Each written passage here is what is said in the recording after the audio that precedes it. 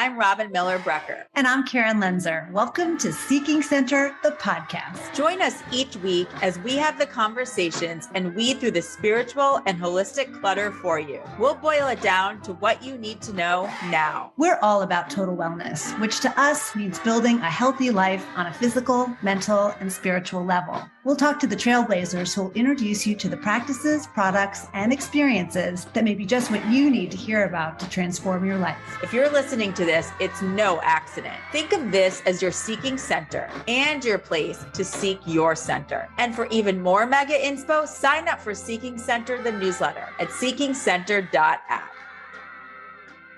We are beyond excited to introduce you to our dear friend, Debra Baum, who also happens to be extraordinarily gifted when it comes to transforming any space into a place with its own distinct soul. She makes spaces come alive. If it's your home, she'll help it reflect your soul. If it's a public space, it will have a personality all its own. She has spent the last few decades designing and operating retail stores, coffee shops, cocktail bars, boutique hotels, and many private residences. And she knows how to do this with budgets big and small. Your home should greet you when you walk in the door. Debra knows how to curate and create beautiful spaces that are both functional and welcoming. And she's going to share a few of her secrets in this episode. She works on both commercial and residential projects with her company, Debra Baum Design. Her most important design objective is to make spaces feel unstaged and personal and really finds their heartbeat. I call her the design whisperer. If you're looking to find the soul of your home or of any space, she is a wealth of inspiration and design wisdom. Let's get talking. Hi, Debra. Hi. We are so excited to talk to you. And I wish people could actually see your background right now. You just moved into a new home and you renovated. You made it all your own. And it's so reflective of your style. Debra's in her kitchen right now and it's black and white and cool and all things Debra. And I'm looking at her right now and I would never even know it was a kitchen, which I think says a lot right there. Totally.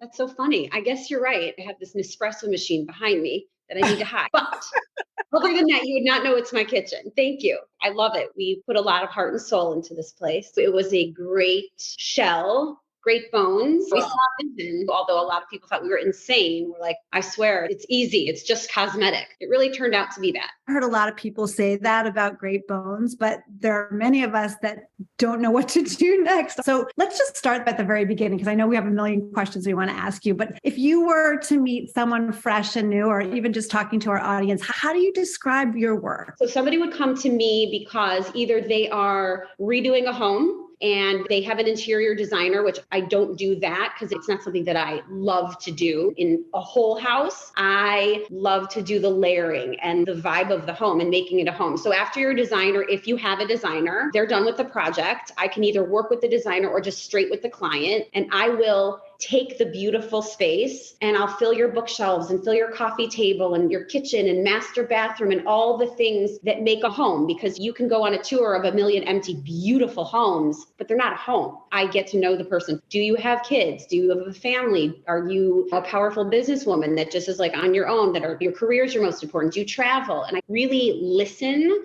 to everything they feel makes them who they are and what's important. And I go with that first. I pull from what the client is and loves, and I layer in with old, new, and what they already have in their homes that they don't realize are usable, which is my favorite thing to do. So I go shopping in their homes. I make them show me what's in their closets, what's in their dining room drawer. What did you get from your wedding 20 years ago? And I'll pull it all out and I'll pare it down and play with all of those things, plus new things, plus vintage things, which is my passion, and create this very cool personal vibe. That really is finding the soul of a home. Yeah. Robin pulled that out of me because I never thought of it like that. But I've been doing this for 25 plus years, and even further going back into college, I would do that in my apartments and my homes with my friends. And I would just take all of our stuff and fix up the den and looking back, you go through all these careers and all these things. And it's weird to think about where it started. I'm sitting here in this new house, which is exactly, Debra, how you described. We spent so much time on the architecture and are we going to get the right light in the windows? So many who might not have that luxury of even starting with designing the space. I think it's what you're saying. It's those layers that really make it your own, that really bring it to life. But I think many of us, me included, get overwhelmed because you can look at your stuff and you're like, oh, I've looked at that stuff for so many years. And you have a fresh way of looking at it and layering it, like you said. Are there any specifics that you could give to somebody listening right now of like where you start? Are there specific things that you start with in a room? Is it color? Is it texture? Is it a combination of those things? Like, how do I start to even think like you and layering in those aspects to give it that energy that you talk about? I find it's interesting. We all dress like we live. And so I've realized over the years, like I know Robin wears black and it's her signature color. And then if you go to her home, she does the coolest things with the color black. I also do the same thing with me, not on purpose, but you gravitate to what you like love and dress like. That's where I start. I really get a feel for how they present themselves. Like even Karen, I don't know you, but looking at your glasses and looking at what you're wearing, I feel like I can tap into where you'd go and even the beautiful things behind you. So I really try, again, like the story of a person and asking them, do you gravitate towards wood? Do you gravitate towards metal? Are you modern? Do you like leather? I really ask them a series of questions before I get going. So where do you start? To me, you start with materials that you gravitate to, fabrics, color, and just the basics of what textural things do you like? What makes you feel calm or great? Or if you are decorating a game room, like each room should have a different feeling and a different vibe to it based on what you want done in that room. I love that, especially for those of us who feel like they have to go to Home Goods. Yeah. And that itself is overwhelming and expensive. But even what you just said, I never thought of even starting with me. I always think about starting with what will look good. And that's also such an interesting thing. Like what I do does not have to be expensive because sometimes it's to me like almost wearing a designer bag. Are you buying the designer bag because you love what it looks like? Or are you buying it because it makes you feel a certain way? So to me, it's like a vintage item for $25 could make you feel as good as $1,000 new thing from a fancy store. So I really do love to mix and match and take heirlooms and things that are really thoughtful to put on a shelf other than just making it look like a showroom because anybody can copy a picture. And I love looking at pictures, but I feel like that's an inspiration and then we make it personal.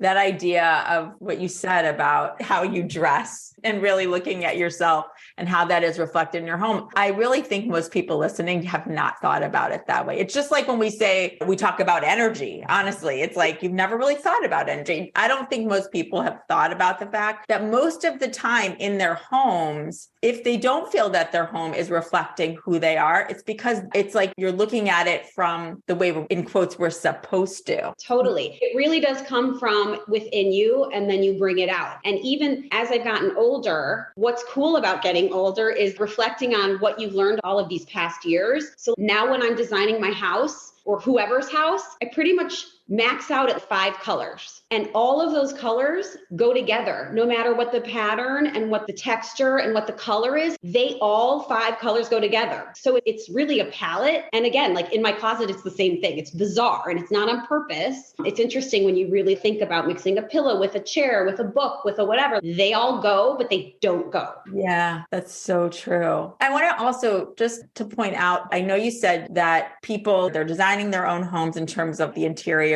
or they're working with somebody. But do you ever help people when you talk about the palette and things like that? If they're not working with a designer, are you ever advising on that? Yeah. And also, I don't only work with new construction or architects or designers. I love going into somebody's home who's lived there for 20 years and they're just like, I need a refresher. And so I'll come in and I'll again assess the situation and just moving things around from room to room or pulling books that are sitting in your closet or a serving bowl that you think is done. That can be a beautiful display in a different way in your house. So I really do try to shop in your home first before I spend any money, because it doesn't have to be $1 zillion, no matter where your budget. We can always make things look beautiful. Are there mistakes that people make when they think about designing their houses? Do you find that people go down one path of feeling like everything does have to be matchy or?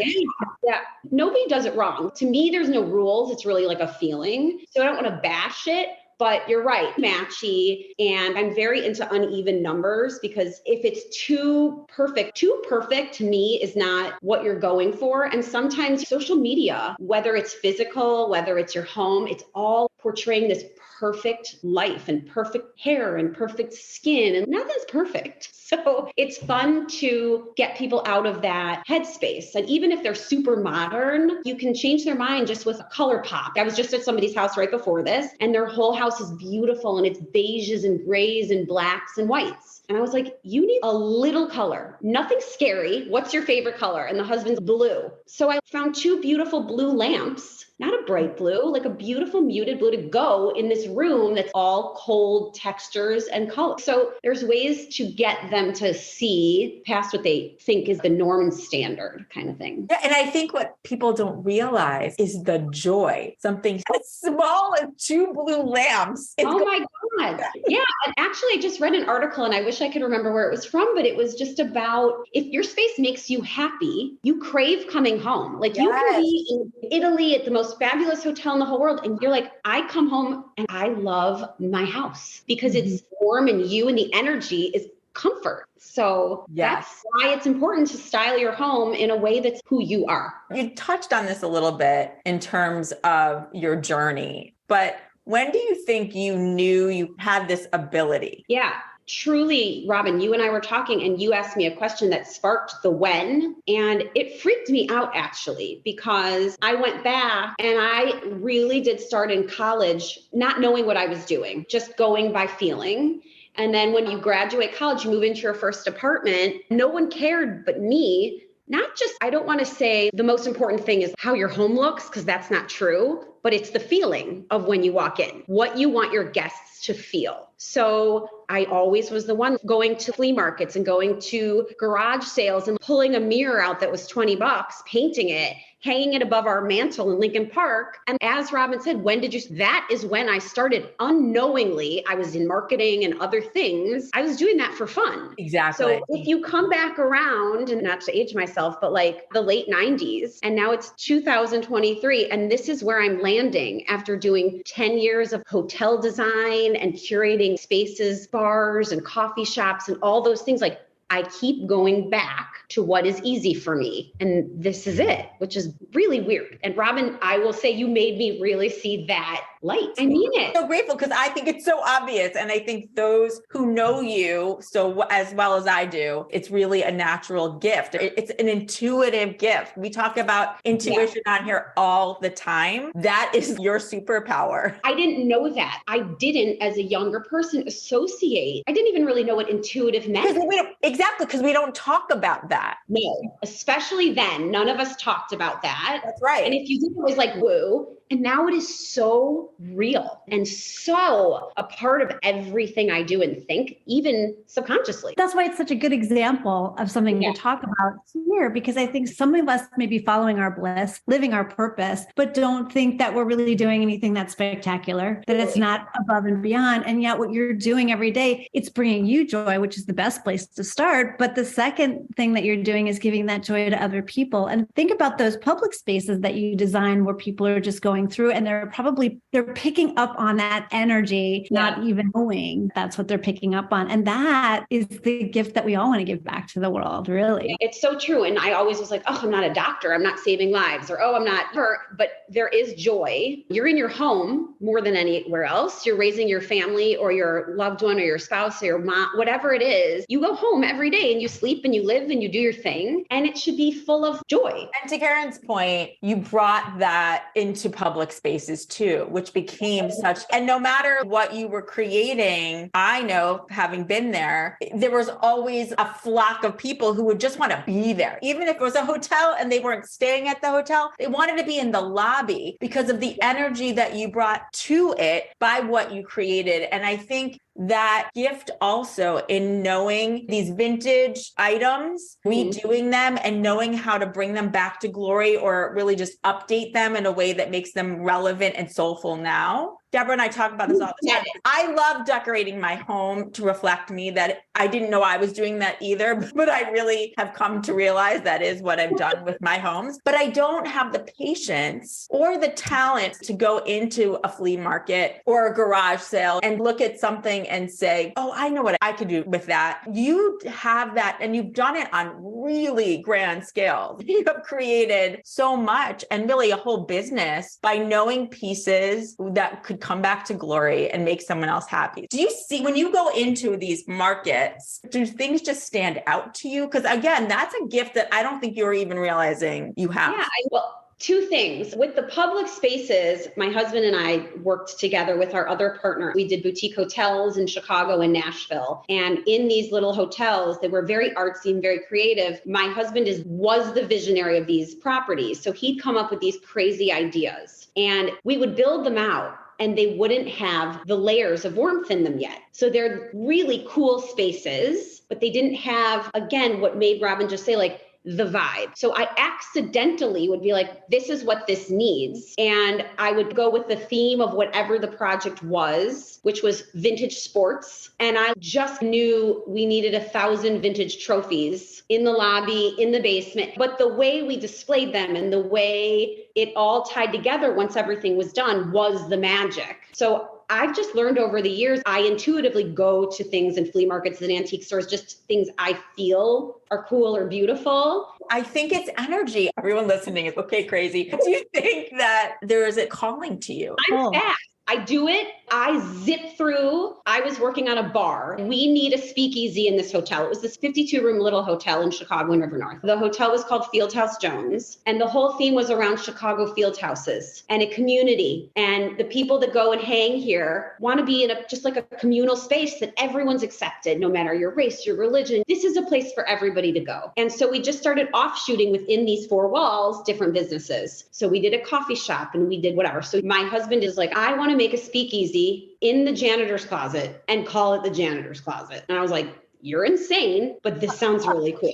So we took this tiny room. It was a 12-seat bar. And the most fun was finding the items that weren't so corny and obvious to be a janitor's closet. Who wants to drink in a janitor's closet? But we dimmed the lights. We got the coolest bartender. The music was like hip hoppy, on point, really vibey, candle lit. And we created this very cool vibe with super high end cocktails, which doesn't make sense. The menu was on a dish rag, but it wasn't corny. It just was cool. And I don't know why, and I don't know how, but it worked. So again, I went to the flea market and I was like, okay, obviously a mop bucket is what you'd think to get for this, but that's too corny. So we just layered it with things that were beautiful to look at and very design focused, but you knew they were a janitor's closet. So it was fun. And you're creating the experience. Yes, Karen, that's what it is. Yes. Also dimensional, so that you're sitting there and you don't even realize what you're getting. You don't realize how deep the experience is, but yet you feel it. That's why I love this whole conversation around energy, because that's what all of this is. It's what you feel being there. It's the nostalgia. I love what you're saying about these old things that you give it new life. Yeah. That has an energy in itself. It's bringing that energy from wherever it's been. And that's palpable to people, whether they know it or not. And it's so fun to watch them in this space. When people would come, like Robin said, when I'd be in this lobby with this coffee shop and it was full of people and energy, I felt just so proud that people want to come. Like, why do people want to come here? But they wanted to come, and my energy felt good just from everyone wanting to be in the space. It was funny. My son and I were just talking about yesterday how it's almost disappointing how many hotels and restaurants now are exactly the same. And I get why they do that, but it's not special anymore. And that's the only problem with social media. The copycat thing is a problem. And so we love to travel for inspiration. We just went to Mexico City, and just walking the streets and seeing things done differently. That's the thing. Everyone looks on Pinterest. I'm going to do white subway tile. I'm going to do green cabinets, and I'm going to do brass bulb lights. So that's it. No one is risking taking that inspiration and recreating it. And that's what I think is so much fun about design. I look at all that stuff and I appreciate it all. but you have to evolve. It's all about evolving into your own thing. Having those feelings about the things that you buy. Yes. It's not like a cookie cutter bowl or Right. picture that's on the wall. It's stuff that does bring you that nostalgia. It's your grandmother's dishes. It's something that you did buy, like first thing you bought out of college because you had actually 50 more cents to rub together. It's all of those things that it's a life story. Such a good way to put it. It is a life story. And whenever you travel, buy something there. Not expensive, but from local shop or something. Like, I know every single thing in my house. I know where it's from. I know the story behind it. And by the way, some of it is from Home Goods, and I love that. Some of it's from Target, and I love that. But then bringing in these other components, using my grandmother's silver in my modern kitchen, I serve charcuterie and nuts and candy when I'm having friends over in silver, which just, I love it. It makes me happy and it looks cool with the super sleek. And most people wouldn't want to do that. They'd be like, that's for grannies, but I just love it. 100%. And just the way that you're talking about that, I think hopefully is opening people's eyes up to the mixture of different old, new things that may be more expensive, less expensive. I mean, you and I, Debra, always talk about looking for some good deals. We actually sometimes enjoy things a lot more when we're like, we got that for Oh yeah. And we must put the price. We don't go for maybe the easiest place to buy something where it's going to cost a little more. You and I, we're on the find. We're hunting. Love it. And it's about mixing the old and the new to that point of that feeling. We've talked before on here about energy of a home, but we talk a lot about too, it's the stuff and the stuff that's sometimes sitting in your basement. And if you haven't cleared it out, it's weighing things down. I think what I love about this conversation is utilizing certain stuff to elevate the home. And I would love for you to share that one story that was recently someone was privileged enough, let's just say, to have a big enough closet that they needed some help with organizing and actually making it feel like not just another closet. Can you talk about what you did with that? So she already had a beautiful closet. She just moved some of the pieces around and opened the whole thing up. It was literally the size of a bedroom. Okay, so just point out that not everybody. She knows how lucky she is. And by the way, you can do this in a little closet or a big closet. She happens to be the lucky ones. Yeah. And she said, I want this to feel like a boutique, because I had lived in a very old house, such as Robin from the 20s. And my closet was this dressing room, because in the old days, you'd have a little dressing room. So I had kept, and this is relevant, I kept the wallpaper that came with the house that was original to the house in my closet. And I just had clothing racks all around. And I decked it out, hung jewelry on the walls, hung all these purses on the wall, just made it feel, instead of building out a new closet, I made it like a boutique. Anyway, so she's like, I want that feeling. She had a new construction closet. And so I said, okay, you organize your clothes and then I'll come in. So she did that, went around her house, pulled out old velvet boxes, her grandmother's kiddish cup. I pulled out old boxes just from like old bags she had, bowls from her wedding, all around her house. And I went upstairs with everything. And her granny, she's from South Africa, and her granny used to hand knit these little finger puppets. And she had hundreds and hundreds of these beautiful colored little finger puppets. And her granny was so important to her. Her children are so important to her travels. And she also loves a little bit of vintage. So I just took everything I felt like energy from, really, Robin. You pointed this out. And what made her heart sing. And so I created just different vignettes with her. One corner was I took a huge glass vase and I filled it with all of her granny's little finger puppets, and it just looked beautiful. And she had pictures of her granny, an old necklace and an old candle she had made and all these things. And I took this very modern closet and I was like, wallpaper the ceiling. So I sent her some wallpaper. She ordered it and she had a beautiful light that, by the way, she bought on Amazon. So again, the mixing and the matching of the highs and the lows. And I really made everything just feel like a shop, but a meaningful shop. Yes.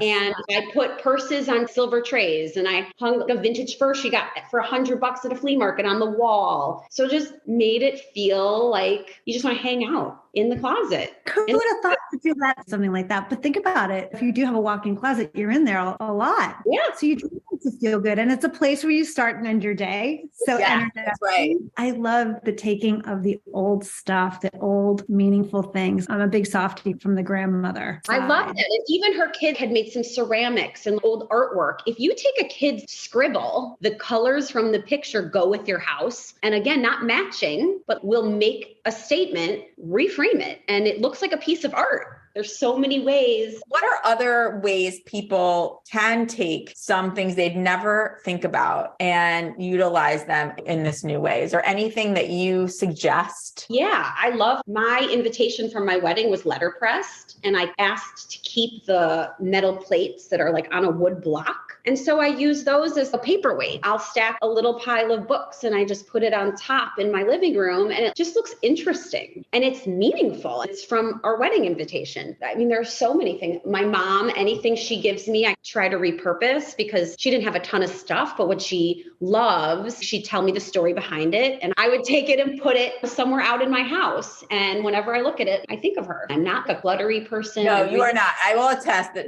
And that's the thing. We're not talking about clutter. We are not clutter people. No, and it's not hoarding and it's not clutter. It's being thoughtful and curating your space with what has meaning instead of just stuff. And you're also creating conversation and meaning for your kids because you're saying to them, this is meaningful. And even if you take it out and even holidays or certain times of the year, you switch it out, you're actually saying, no, I have this because it's meaningful. Or for my grandmother, what a great story, and keep that alive and being able to tell your kids the story of why that's important to you. And then you're teaching them the value of things. Yeah. What also I love is whenever I entertain people, how about this energy? My mother-in-law and father-in-law were avid antique dealers. I always collected junky antiques and my mom was very formal, but I was always as a high school and college, like redoing furniture and thrifting, and not to the level of them, but I didn't know that. And then I met them and then I saw what the real world of antiquing is. They've been collectors forever and she gives me beautiful candlesticks.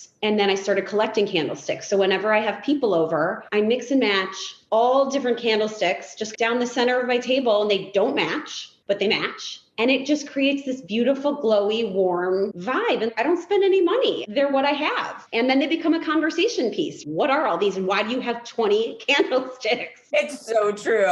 What I'm loving about what we're talking about is just helping people realize that there are so many different ways of infusing this in your home, infusing the people you love in your home, infusing items that you have had for decades and utilizing them in a different way so that you can enjoy them. I think that's the other thing. Wouldn't you say to both of you? Use them, right? Like use them. Like I think people, somehow we've been told, oh, you only use your nice china on holidays or something like that. And I do not go by that at all. If those who've been at my house know, I use all my stuff all the time. I come from a place of knowing that we don't know if tomorrow is promised. So why wouldn't I enjoy everything that I love today? Can either of you talk about that? Because I really think that's for both of you. In terms of how to utilize, there's no rules. I think your candlestick example to me is another example of there are no rules. You don't have to have two matching candlesticks. Totally. And it sounds like I'm just collecting everything that's floral and silver. I'm like modern, which is the irony of it all. Right, Robin?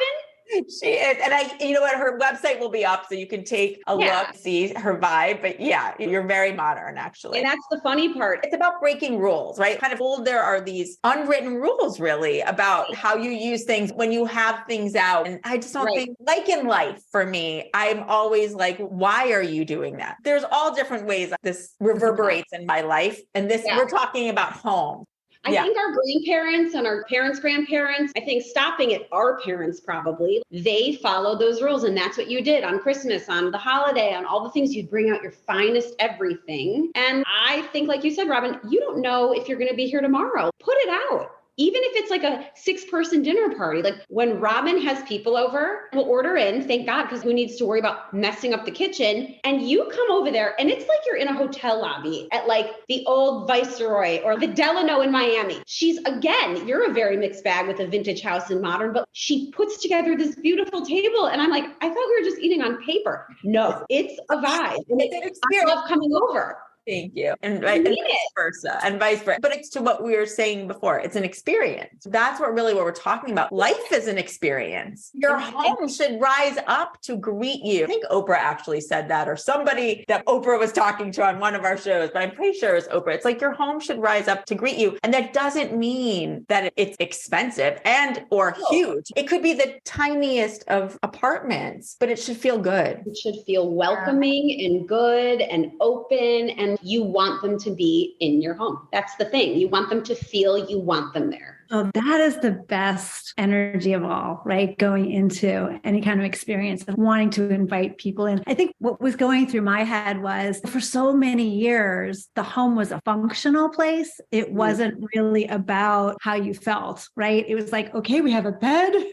Maybe we're lucky, we have a washer and a dryer. It was really about the function of the home. And yet there was always something about the table and the celebration that always was special, that always brought out the heritage and the tradition, which is so cool. That's now coming back again. I think maybe since COVID too, now that people can get back together again and really feel that feeling of, oh, I want you here. I'm so glad you're here. And the function is important because I have 3 kids. And since they've been little, I have never, and maybe this is bad, and I'm sorry, judge me now. I never child-proofed my home. I set up my home like I wanted it to feel and look. And my kids knew, go anywhere, sit on any couch. I had a white couch and my husband's like, are you crazy? I'm like, so they're not going to eat chocolate ice cream and go sit on the white couch. But they knew, just be respectful. And my houses have always been very functional, but feel not typically like a children's house where there's toys, whatever. I think you can have the best of both. Design can be very functional and you should utilize all the things you have. So good to hear. And I really think what we're saying is it's all about energy. And okay, with this conversation, I want to make sure we talk about Karen's new home. Why don't you talk about, you have a guest room that you were wondering if Debra could give you some ideas. So Deb, I have this teeny tiny little guest room that I wanted to feel really good and warm and welcoming. Very traditional gray walls, gray carpet, nice white trim, one window. And then it's got my traditional grandmother's black armoire, which I really have worked hard to keep with me and want to use in there. So I just want to complement the rest of the room in the right way. Do you want me to tell you what I would do? Yes, I would love to hear.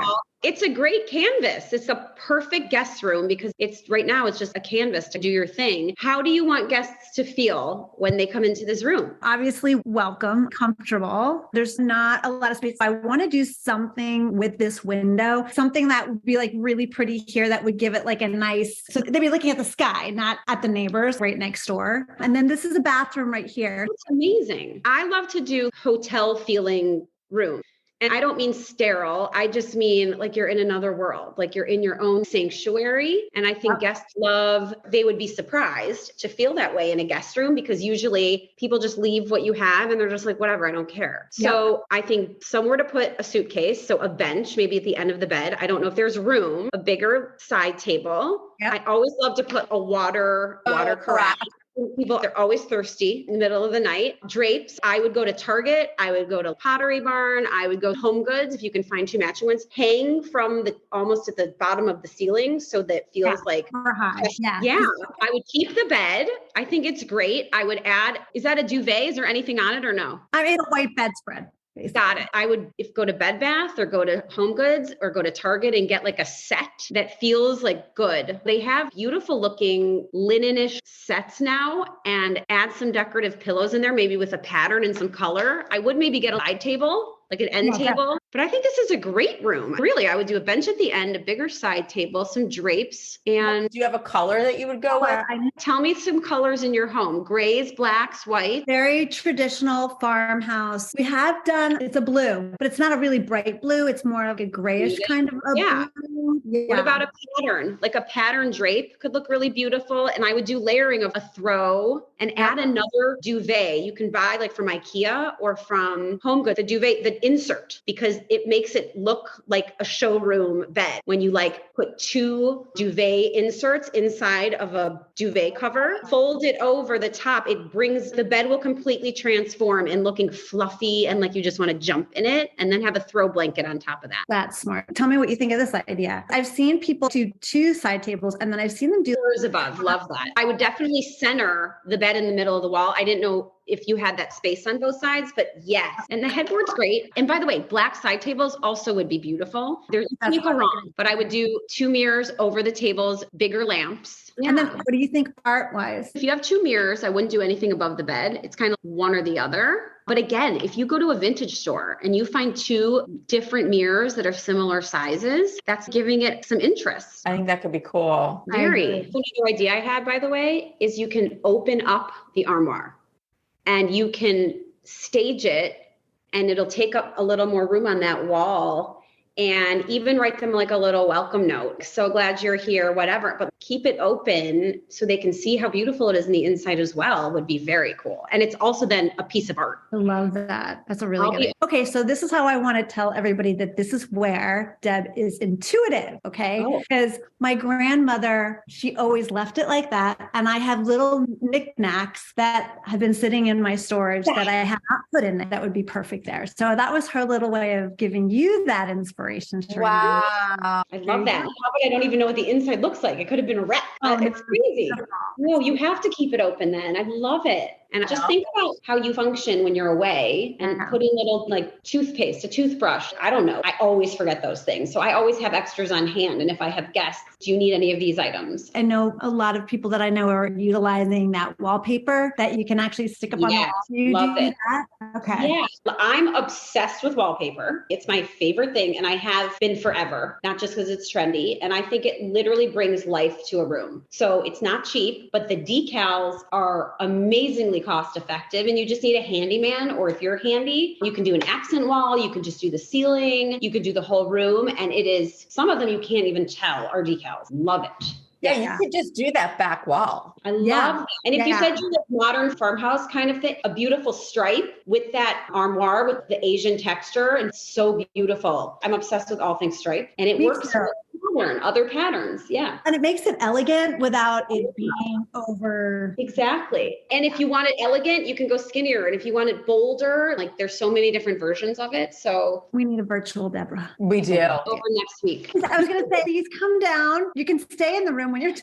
Fine. I'll stay in it. I'll feel it. And then I'll decorate it. I was going to ask if there is something you think everybody should have in their home, like a go-to that you have in your own home. And then when you're helping others, you always go to this one thing that brings out the feeling. It doesn't matter the personality necessarily. It's just, you're going to laugh. To me, and this might drive people crazy, but like it's music and it's scent. I always have music playing from the minute I wake up to the minute I go to bed, and it changes all the time. It's all based on my mood, whether it's classical, jazz, hip hop, like hits, like whatever it is. And if it's not on and we're at the dinner table, my kids are like, it's weird in here. Yes. I can't be in silence. Even if I'm listening to a podcast or a book, I have to have something in the background. And then I'm really into this thing called Pura, P-U-R-A. It's so cool. It plugs into your wall and you buy different oils that go into this little circle. It's a diffuser basically, but it plugs in and it dispenses essential oils, and you set it on your app when it releases scent, and it can be like lavenders, and you can plug it in all different rooms. And that's what I have in my entry. When you come in, it's like a very lavender, yummy, relaxing smell. I want people to feel relaxed and chill in here. You do. Layer. I feel that. About the layer and sound and smell. Lighting is also huge. Lighting. Lamps, and not bright. You want warm light. You don't want icy, bright, blinding bad light. It's so important. And candles, love candles. Robin always has a candle in her bathroom. Like, you want the experience to be hospitable. I've learned so much from hotels, and I have always weirdly done intuitively certain things in my homes. And now I've evolved and do more. Again, not expensive, just thoughtful. So true. Even when you're talking about the smells and the sound, from the moment we get up in the morning, we have music playing, and it's so weird. And it helps us get going. We get like a certain zone and a mood. It relaxes me. I don't know. Me too. It's essential to me, truly. Yeah. It's funny. You go back, I remember, and this is what the real estate agents used to do all the time, which is put the oven and put music on. Yes. Right?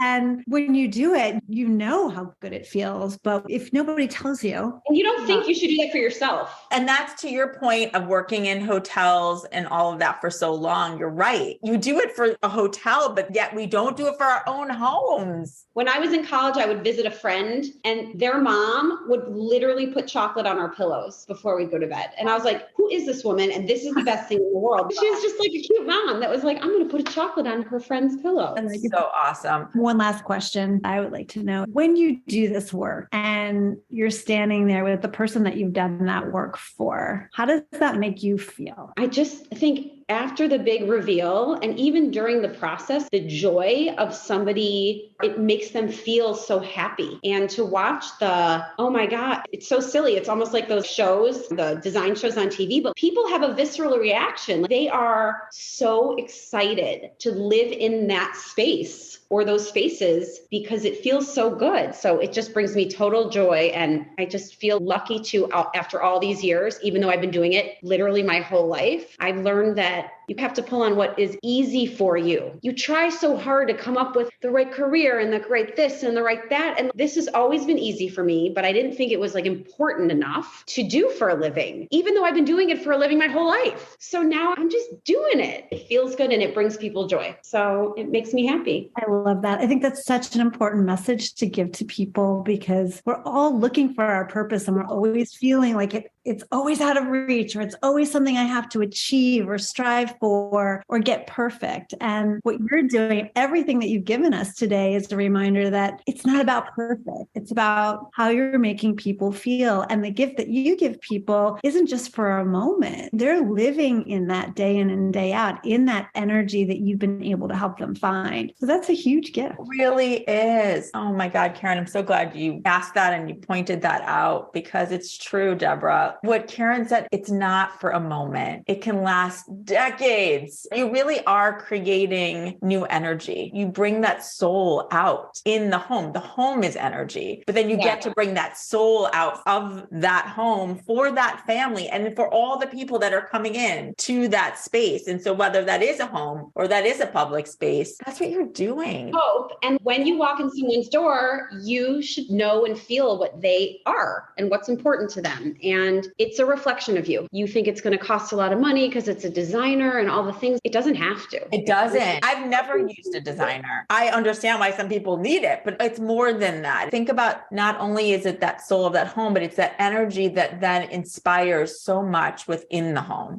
I feel like there's so much there to comfort. It's there to celebrate. It's there. And that is tremendous. Think about that woman that her grandmother is with her. And yes. She couldn't even believe. And then she had all these beautiful pictures, old pictures of her as a kid. And she bought this beautiful full-length mirror. And I'm like, stick the pictures in there. So you see all these people that you love, whether it's your children from when they're little or you growing up. How cool. So that's another great tip for people who are listening right now. You can take a mirror and you can stick pictures on the sides. Is that what you're saying? Like in those little lots? And she's getting dressed every day. And that's what is most important to her. And it's a modern version of old school. It looks beautiful. It's a brand new mirror and it's got this old, beautiful photo collection. We have to get some pictures of these. For sure. And Karen, when you get that guest room done, we'll have to do a reveal with Debra. So tell us, how do people work with you? How can they find you? So you can go to debrabaumdesign.com. So DebraBaumDesign.com. And then my website will be launching in a few weeks, but there's a little contact me button and it'll just go directly to my email and there'll be pictures and references. And if you're looking for somebody to give your house some soul, I'm here. She is. Oh my goodness. Thank you for sharing. Thank you guys. This is so fun. Really. Yeah. I have a feeling people will have questions for you. I definitely think people are going to be finding DebraBaumDesign.com. Thank you for even wanting to chat with me. It's so amazing. It's been just talking to friends. So what's better than that?